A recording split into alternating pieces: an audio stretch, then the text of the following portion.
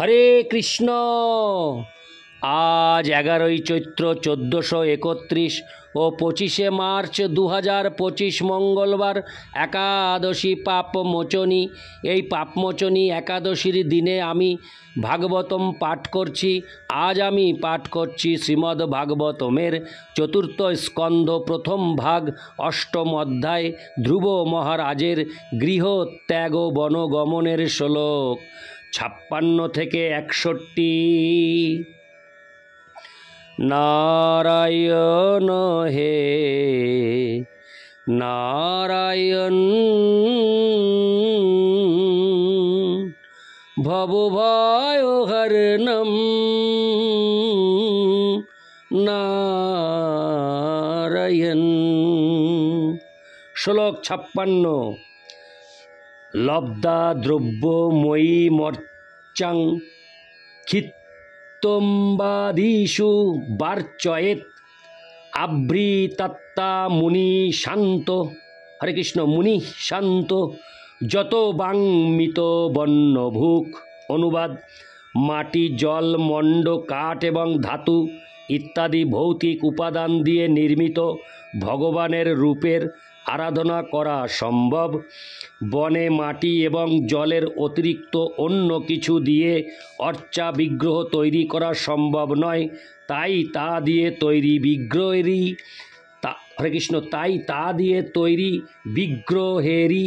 বিগ্রহেরই হরে কৃষ্ণ বিগ্রহেরই উপরোক্ত বিধি অনুসারে আরাধনা করা উচিত। যে ভক্ত পূর্ণরূপে আত্মসংযত তার অত্যন্ত শান্ত ও স্থির চিত্ত হওয়া উচিত এবং বনে যে ফলমূল পাওয়া যায় তা খেয়েই তার সন্তুষ্ট থাকা উচিত। তাৎপর্য: ভক্তের পক্ষে ভগবানের স্বরূপের পূজা করা অপরিহার্য।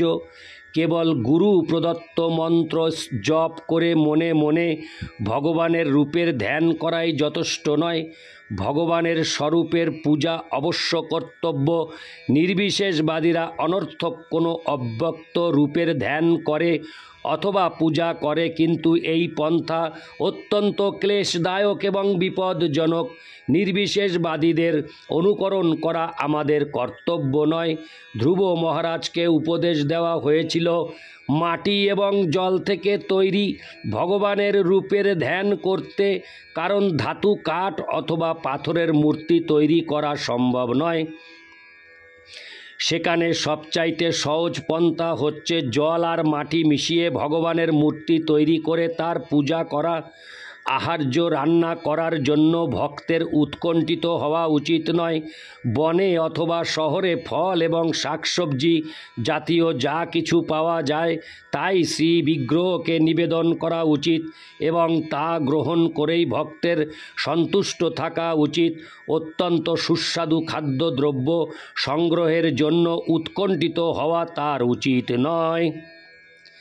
তবে যেখানে সম্ভব সেখানেই অবশ্যই ফল, দুধ এবং শাকসবজি থেকে তৈরি রন্ধন করা অথবা রন্ধন না করা সর্বশ্রেষ্ঠ খাদ্যদ্রব্য ভগবানকে নিবেদন করা কর্তব্য। ভক্তের পক্ষে মিতভুক হওয়া অত্যন্ত গুরুত্বপূর্ণ। যে ভক্তের হরে কৃষ্ণ সেটি ভক্তের একটি গুণ। কোনো বিশেষ খাদ্যের দ্বারা রসনা তৃপ্তি সাধন করা তার পক্ষে উচিত নয়। ভগবানের কৃপায় যে প্রসাদ পাওয়া যায় তা আহার করেই তার সন্তুষ্ট থাকা উচিত। ইতি শ্লোক 56। শ্লোক 57। স্বেচ্ছাবতার চরিতৈর চিন্ত নিজ মায়া করিষ্যত্যুত মশ্লোকস্তদ ধ্যায়েদ্রিদয়ঙ্গ মম। অনুবাদ: হে ধ্রুব, প্রতিদিন 3 বার ভগবানের শ্রীবিগ্রহের আরাধনা এবং মন্ত্র জপ করা ব্যতীত তার পরম ইচ্ছা এবং স্বীয় শক্তির দ্বারা প্রদর্শিত ভগবানের বিভিন্ন অবতারের চিন্ময় কার্যকলাপের ধ্যান করাও তোমার কর্তব্য। তাৎপর্য: ভগবদ ভক্তি নয় হরে কৃষ্ণ ভগবদ ভক্তি 9 প্রকার নির্ধারিত বিধির অনুশীলন সমন্বিত শ্রবণ, কীর্তন, স্মরণ, পাদ সেবন, অর্চন, বন্ধন, দাস্য, সখ্য এবং আত্মনিবেদন। এখানে ধ্রুব মহারাজকে কেবল ভগবানের রূপের ধ্যান করার উপদেশই দেওয়া হয়নি, অধিকন্তু বিভিন্ন অবতারে ভগবানের চিন্ময় কার্যকলাপের কথা চিন্তা করারও উপদেশ দেওয়া হয়েছে। মায়াবাদীরা ভগবানের অবতারদের সাধারণ জীবের সমপর্যায়ভুক্ত বলে মনে করে, সেটি একটি মস্ত বড় ভুল। ভগবানের অবতারেরা প্রকৃতির নিয়মে কর্ম করতে বাধ্য নন। ভগবান যে তার পরম ইচ্ছার প্রভাবে আবির্ভূত হন, সেই কথা বোঝাবার জন্য এখানে স্বেচ্ছা শব্দটি ব্যবহার করা হয়েছে। ভগবানের নির্দেশে প্রকৃতির নিয়মে বদ্ধ জীবকে তার কর্ম অনুসারে কোনো বিশেষ প্রকার শরীর গ্রহণ করতে বাধ্য হতে হয়। কিন্তু ভগবান যখন অবতরণ করেন তখন তাকে প্রকৃতির নিয়মের দ্বারা নিয়ন্ত্রিত হতে বাধ্য হতে হয় না।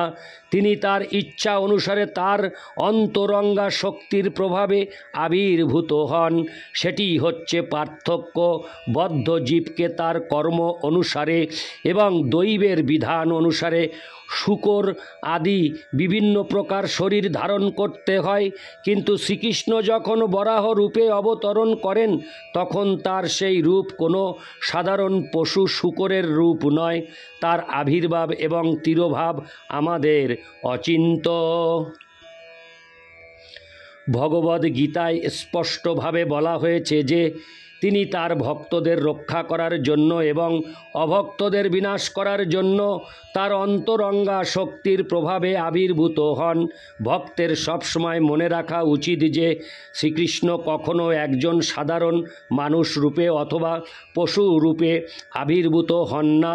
তার বরাহ মূর্তি অথবা হয় গ্রীব মূর্তি বা কূর্ম মূর্তি তার অন্তরঙ্গা শক্তির প্রদর্শন। ব্রহ্মসংহিতায় বলা হয়েছে, আনন্দ চিন্ময় রস প্রতিভাবিতাভি। হরে কৃষ্ণ। আনন্দ চিন্ময় রস প্রতিভাবিতাভি। কখনো ভ্রান্তিবশত ভগবানের অবতারকে একজন সাধারণ মানুষ অথবা পশুর জন্মগ্রহণের মতো বলে মনে করা উচিত নয়। সাধারণ বদ্ধ জীবদের, তা সে পশুই হোক, মানুষ হোক অথবা দেবতা হোক, প্রকৃতির নিয়মের দ্বারা দেহ ধারণ করতে বাধ্য হতে হয়। ভগবানকে একজন সাধারণ জীব বলে মনে করা অপরাধ। শ্রী চৈতন্য মহাপ্রভু মায়াবাদীদের কৃষ্ণ অপরাধী বলে নিন্দা করেছেন, কারণ তারা মনে করে ভগবান এবং বদ্ধ জীবেরা এক। নারদ মুনি ধ্রুব মহারাজকে উপদেশ দিয়েছেন ভগবানের লীলার ধ্যান করতে, যা ভগবানের রূপের ধ্যানেরই তুল্য। ভগবানের রূপের ধ্যান করা যেমন গুরুত্বপূর্ণ, তেমনি হরি, গোবিন্দ, নারায়ণ আদি ভগবানের বিভিন্ন নাম কীর্তন করাও অত্যন্ত গুরুত্বপূর্ণ। কিন্তু এই যুগে আমাদের বিশেষভাবে উপদেশ দেওয়া হয়েছে হরে কৃষ্ণ মহামন্ত্র কীর্তন করার জন্য। শাস্ত্রের বর্ণনায় সেই মহামন্ত্র হচ্ছে হরে কৃষ্ণ কৃষ্ণ কৃষ্ণ হরে হরে, হরে রাম রাম রাম হরে হরে। ইতি শ্লোক 57। শ্লোক 58। পরিচর্যা ভগবত যাবত্য পূর্ব সেবিতা তা মন্ত্র হৃদয়ে নৈব প্রযুঞ্জান্মন্ত্রমূর্তয়ে। হরে কৃষ্ণ। শ্লোকটি আরেকবার পাঠ করছি। শ্লোক 58। পরিচর্যা ভগবত যাবত্য পূর্ব সেবিতা তা মন্ত্র হৃদয়ে নৈব প্রযুঞ্জান্মন্ত্রমূর্তয়ে। অনুবাদ: নির্দিষ্ট উপাচার, হরে কৃষ্ণ, নির্দিষ্ট উপচার সহকারে কিভাবে ভগবানের আরাধনা করা উচিত সেই সম্পর্কে পূর্বতন ভগবদ্ ভক্তদের পদাঙ্ক অনুসরণ করা উচিত, অথবা হৃদয়ের অন্তঃস্থলে মন্ত্র থেকে অভিন্ন ভগবানকে মন্ত্র উচ্চারণের দ্বারা পূজা করা উচিত। তাৎপর্য, এখানে নির্দেশ দেওয়া হয়েছে যে কেউ যদি নির্দিষ্ট উপচারের দ্বারা ভগবানের স্বরূপের আরাধনা করার আয়োজন না করতে পারেন, তাহলে তিনি কেবল ভগবানের স্বরূপের ধ্যান করে এবং মানসে শাস্ত্র বর্ণিত সমস্ত উপচার, হরে কৃষ্ণ উপচার যথা ফুল, চন্দন, শঙ্খ, ছত্র, ব্যজন, চামর ইত্যাদি নিবেদন করে ভগবানের আরাধনা করতে পারেন। দ্বাদশাক্ষর মন্ত্র ওং নমো ভগবতে বাসুদেবায় উচ্চারণ করে ধ্যানের মাধ্যমে তা নিবেদন করতে হয়। যেহেতু মন্ত্র এবং পরমেশ্বর ভগবান অভিন্ন, তাই উপচারগুলি না থাকলেও মন্ত্রের দ্বারা ভগবানের স্বরূপের আরাধনা করা যায়। এই প্রসঙ্গে ভক্তি রসামৃত সিন্ধু গ্রন্থে মানসে ভগবানের পূজায় নিরত ব্রাহ্মণের কাহিনীটি বিবেচনা করা যায়। উপচারগুলি না থাকলেও মানসে সেইগুলির চিন্তা করে মন্ত্র উচ্চারণের দ্বারা শ্রী বিগ্রহকে তা নিবেদন করা যায়। ভগবদ্ ভক্তির পন্থা এতই উদার এবং সুবিধাজনক। ইতি শ্লোক 58, শ্লোক 59 ও 60। এবং কায়েন মনসা বচসা চ মনোগতম পরিচর্যমান ভগবান ভক্তিমৎ পরিচর্যয়া। 59। এবার 60। পুংসামো মায়িনাং সম্যগভোজতাং ভাববর্ধন শ্রেয় দিশত্ব, হরে কৃষ্ণ, শ্রেয় দিশত্ব ভীমতং যদ্দর্মাদিষু দেহিনাম। অনুবাদ, এইভাবে যিনি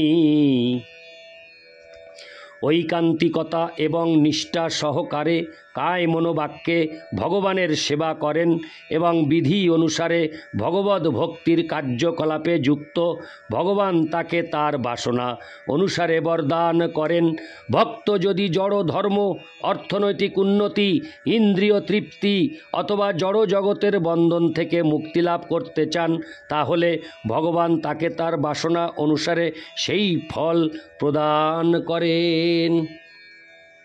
তাৎপর্য, ভগবদ্ ভক্তি এতই শক্তিশালী যে তা সম্পাদন করার ফলে যে কোনো ব্যক্তি ভগবানের কাছ থেকে তার যা ইচ্ছা তা লাভ করতে পারেন। বদ্ধ জীবেরা, হরে কৃষ্ণ, বদ্ধ জীবেরা জড় জগতের প্রতি অত্যন্ত আকৃষ্ট এবং তাই তারা জড় জাগতিক লাভের জন্য ধর্ম অনুষ্ঠান করে। ইতি শ্লোক 59 ও 60। শ্লোক 61। বিরক্তশ্চেন্দ্রিয়রতৌ ভক্তি যোগেন ভূয়সা তং নিরন্তর ভাবেন ভজে তদ্ধা বিমুক্তয়ে। অনুবাদ, কেউ যদি মুক্তি লাভের জন্য অত্যন্ত আগ্রহী হন, তাহলে তার পক্ষে দিনের মধ্যে 24 ঘণ্টাই ভাবাবিষ্ট হয়ে ভগবানের অপ্রাকৃত প্রেমময়ী সেবায় যুক্ত হওয়া উচিত এবং ইন্দ্রিয় তৃপ্তি জনিত কার্যকলাপ থেকে অবশ্যই দূরে থাকা উচিত। তাৎপর্য, বিভিন্ন প্রকার উদ্দেশ্য অনুসারে বিভিন্ন প্রকার ব্যক্তির সিদ্ধির বিভিন্ন স্তর রয়েছে। সাধারণত মানুষেরা হচ্ছে কর্মী, কারণ তারা ইন্দ্রিয় তৃপ্তিমূলক কার্যকলাপে যুক্ত। কর্মীদের থেকে শ্রেষ্ঠ হচ্ছেন জ্ঞানী, যারা জড় জগতের বন্ধন থেকে মুক্ত হওয়ার চেষ্টা করেন। যোগীরা তাদের থেকেও উন্নত, কারণ তারা পরমেশ্বর ভগবানের শ্রীপাদপদ্মের ধ্যান করেন। আর তাদেরও ঊর্ধ্বে হচ্ছেন ভগবদ্ ভক্ত, যিনি কেবল ভগবানের প্রেমময়ী সেবাতেই যুক্ত। তিনি দিব্য ভাবের সর্বোচ্চ স্তরে অধিষ্ঠিত। এখানে ধ্রুব মহারাজকে উপদেশ দেওয়া হয়েছে যে তার যদি ইন্দ্রিয় তৃপ্তি সাধনের কোনো বাসনা থাকে তাহলে তিনি যেন সরাসরিভাবে ভগবানের প্রেমময়ী সেবায় যুক্ত হন। অপবর্গ বা মুক্তির পন্থা শুরু হয় মোক্ষের স্তর থেকে। এই শ্লোকে বিমুক্ত এ শব্দটি বিশেষভাবে উল্লেখ করা হয়েছে। কেউ যদি এই জড় জগতে সুখী হতে চান তাহলে তিনি বিভিন্ন উচ্চতর লোকে যাওয়ার অভিলাষ করতে পারেন, যেখানকার ইন্দ্রিয় সুখ ভোগের মান অনেক উন্নত স্তরের, কিন্তু প্রকৃত মোক্ষ সম্পাদিত হয় এই প্রকার কোনো বাসনা ব্যতীত। সেই কথা বিশ্লেষণ করে ভক্তি রসামৃত সিন্ধুতে বলা হয়েছে, অন্নাভিলাষিতা শূন্যম ইন্দ্রিয় সুখভোগের বাসনা রহিত। যারা তা সত্ত্বেও জড় জাগতিক জীবনের বিভিন্ন স্তরে অথবা বিভিন্ন লোকে সুখ ভোগ করতে চান তাদের জন্য ভক্তিযোগের মাধ্যমে মুক্তির উপদেশ দেওয়া হয়নি। যারা ইন্দ্রিয় তৃপ্তির কলুষ থেকে সম্পূর্ণরূপে মুক্ত তারাই কেবল অত্যন্ত শুদ্ধভাবে ভক্তিযোগ বা ভগবদ ভক্তি সম্পাদন করতে পারেন। ধর্ম, অর্থ, কাম এবং হরে কৃষ্ণ, ধর্ম, অর্থ এবং কাম পর্যন্ত চতুর্বর্গের পন্থা ইন্দ্রিয় তৃপ্তি সাধনের জন্য। কিন্তু কেউ যখন মোক্ষ বা নির্বিশেষ মুক্তির স্তরে আসেন তখন তিনি ভগবানের অস্তিত্বে লীন হয়ে যেতে চান, কিন্তু সেটিও এক প্রকার ইন্দ্রিয় তৃপ্তি। কিন্তু কেউ যখন মুক্তির স্তর অতিক্রম করেন তখন তিনি ভগবানের দিব্য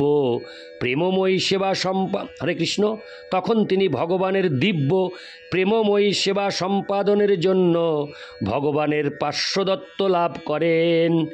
সেটিকে বলা হয় বিমুক্তি। সেই বিশেষ বিমুক্তির জন্য নারদ মুনি ভগবদ ভক্তিতে যুক্ত হওয়ার উপদেশ দিয়েছেন। ইতি শ্লোক 61। নারায়ণ হে নারায়ণ ভবভয়হরণম নারায়ণ। হরে কৃষ্ণ।